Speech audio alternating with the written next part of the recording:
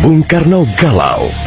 Ia menghitung jika sampai terjadi peperangan, secara matematis tidak akan mungkin bisa mengalahkan sekutu. Persenjataan mereka jauh lebih lengkap dan keahlian militernya lebih memadai. Atas saran Jenderal Besar Sudirman, Bung Karno diminta mengirim utusan khusus kepada Roisul Akbar Nahdlatul Ulama, Hadratus Syekh Kiai Haji Hashim Asy'ari di Pondok Pesantren Tebu Ireng, Jombang. Tujuannya meminta fatwa Kiai Hashim tentang hukumnya berjihad membela negara yang notabene bukan negara Islam seperti Indonesia. Kiai Hashim lantas memanggil Kiai Haji Wahab Hasbuloh dari Tambak Beras, Jombang. Kiai Wahab diminta mengumpulkan ketua-ketua NU se-Jawa dan Madura untuk membahas persoalan ini. Bukan hanya itu, Kiai Hashim juga meminta kiai-kiai utama NU melakukan sholat istikharah, salah satunya Kiai Abbas dari Buntet, Cirebon, Jawa Barat. 21 Oktober 1945, seluruh delegasi NU se-Jawa dan Madura telah berkumpul di kantor pusat Ansor di Jalan Bubutan, Surabaya. Kiai Hashim memimpin langsung pertemuan tersebut dan kemudian dilanjutkan oleh Kiai Wahab.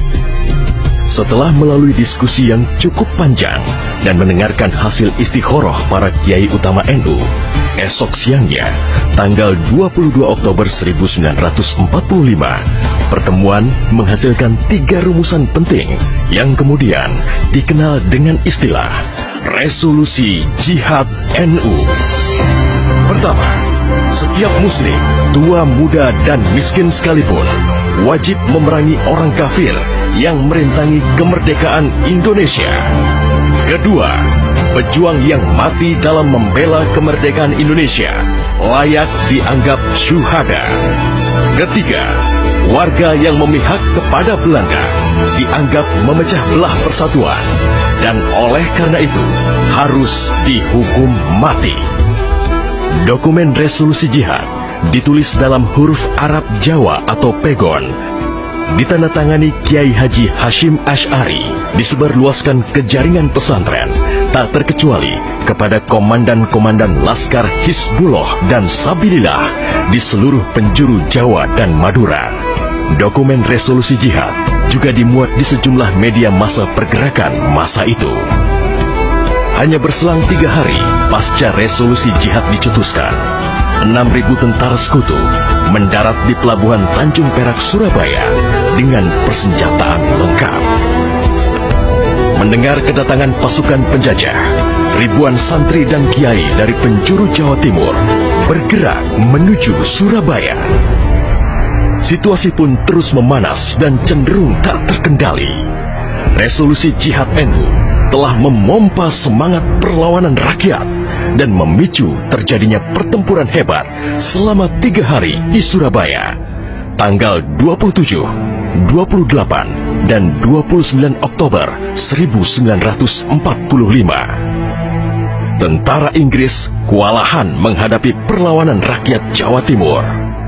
Mereka lantas mendatangkan Bung Karno ke Surabaya untuk diajak berunding melakukan gencatan senjata. Pagi hari tanggal 30 Oktober, gencatan senjata ditandatangani pemerintah Indonesia dan Inggris. Namun, sore harinya terjadi insiden di Jembatan Merah yang menewaskan orang nomor 1 tentara Inggris di Surabaya, Jenderal Malabi. Gencatan senjata pun langsung berakhir. Pengganti Malabi, Jenderal Robert Munser, mengultimatum Laskar Pejuang dan tentara Indonesia agar menyerahkan senjata kepada Inggris paling lambat 10 November 1945. Jika tidak, Inggris mengancam akan membumi hanguskan Surabaya.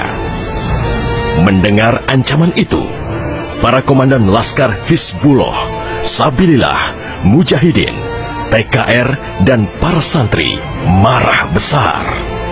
Seorang pemuda bernama Sutomo atau yang dikenal dengan Bung Tomo sowan kepada Kiai Hashim. Ia meminta izin kepada Kiai Hashim untuk menyiarkan dan menyebarluaskan resolusi jihad melalui radio. Bismillahirrahmanirrahim. Merdeka! Saudara-saudara penduduk kota Surabaya, kita semuanya telah mengetahui bahwa hari ini tentara Inggris telah menyebarkan pamflet-pamflet yang memberikan suatu ancaman kepada kita semua. Kita diwajibkan untuk dalam waktu yang mereka tentukan menyerahkan senjata-senjata yang telah kita rebut dari tangannya tentara Jepang. Tetapi inilah jawaban kita.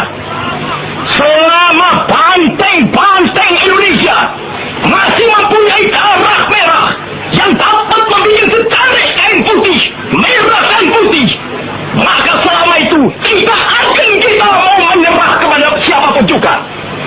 Allahu Akbar, Allahu Akbar, Allahu Akbar. Merdeka! Pertempuran 10 November membuat malu tentara Inggris. Target mereka menguasai Surabaya dalam waktu 3 hari tak terbukti.